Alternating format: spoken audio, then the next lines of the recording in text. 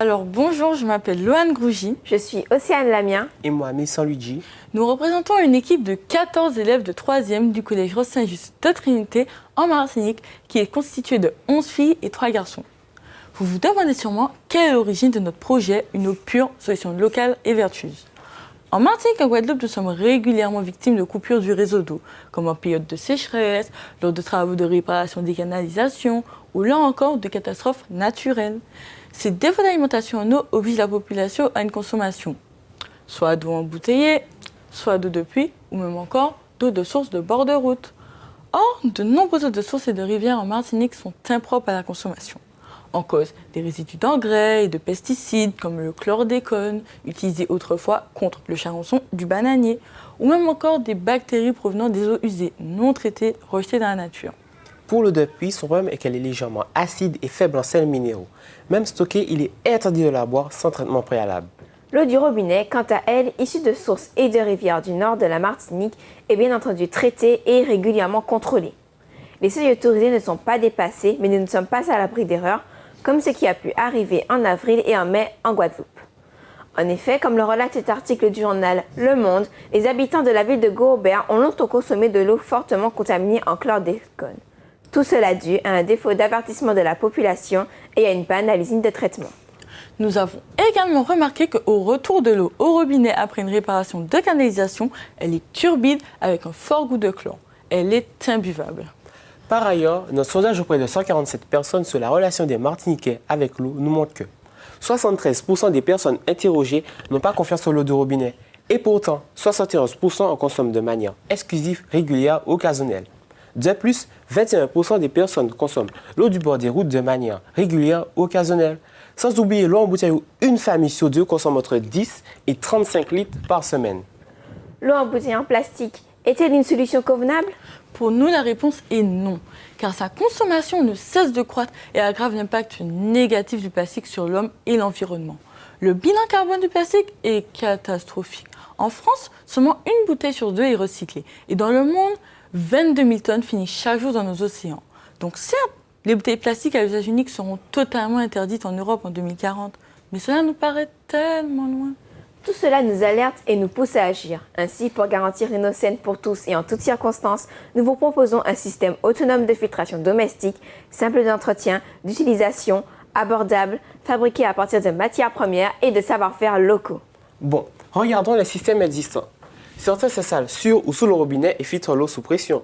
Inutilisables s'il n'y a pas d'eau au robinet. D'autres nécessitent une source électrique. Mais que faire lorsqu'il n'y a pas d'électricité? De plus, les cartouches filtrantes, souvent coûteuses, ont besoin de changer régulièrement. Fabriqués à l'étranger, le problème de l'approvisionnement se pose et leur transport n'est pas très écologique. Mais un autre système de filtration existe. C'est le système de filtration par gravité. Suivant le principe de l'eau qui s'infiltre lentement dans le sol non pollué, elle se débarrasse de ses impuretés et s'enrichit au passage de sels minéraux. Pourquoi ne pas reproduire alors ce principe dans un seul produit en utilisant des matériaux naturels connus pour leurs propriétés filtrantes et ceux disponibles en Martinique? Le premier média de filtration est la céramique poreuse imprégnée d'argent colloïdal. La céramique poreuse est obtenue par le mélange d'argile et de matériaux combustibles comme la sciure de bois ou le marc de café. La poterie Trois-Îlets est une entreprise de construction de briques locales qui nous fournit en briques crues, mises au rebut que nous allons broyer et tamiser en poudre fine. À la cuisson, la sciure de bois ou le marc de café brûle et laisse place à des pores. Des pores plus fins que les bactéries les emprisonnent immédiatement. Mais des pores plus grands laissent encore passer certaines. Ce sont alors les fissures, plus fines que les pores, reliant les pores, qui vont bloquer les bactéries lors de leur passage à travers la paroi du filtre. C'est comme faire passer des billes à travers un grillage. Les plus petites vont forcément passer, mais avec un autre grillage par-dessus le premier, cela devient beaucoup plus difficile. La paroi du filtre agit comme une série de grillages et finissent par filtrer 98% des bactéries présentes dans l'eau. Mais qu'en est-il des 2% de bactéries qui pourraient passer? Eh bien, le filtre est peint à l'intérieur et à l'extérieur avec une solution d'argent colloïdal. L'argent colloïdal est une suspension de nanoparticules mélangées dans l'eau distillée. L'argent colloïdal est un désinfectant naturel utilisé dans la médecine depuis de nombreuses années. L'argent colloïdal se lie à l'oxyde de fer présent dans l'argile. C'est comme électrifier son grillage et renforcer son efficacité bactériologique à 99,98%. Nous fournissons un argent colloïdal auprès de l'association caribéenne de l'aide à la connaissance située à Sainte-Luce qui en fabrique et commercialise. C'est en 1981 que le docteur Fernando Marsariegos a développé ce système de filtration de céramique à doublure argentée.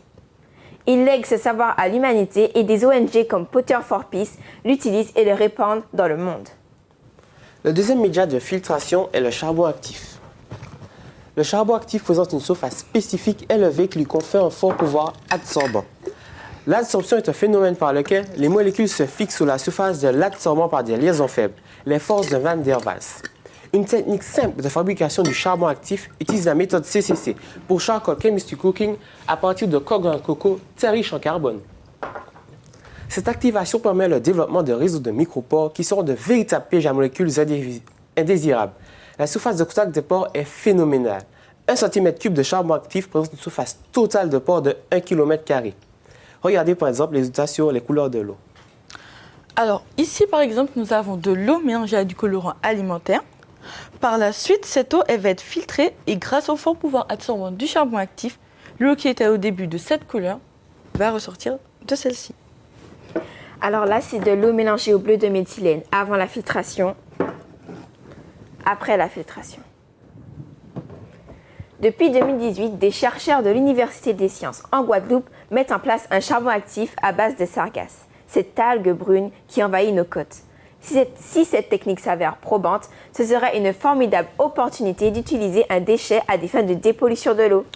Après toutes ces explications, laissez-nous vous montrer notre prototype.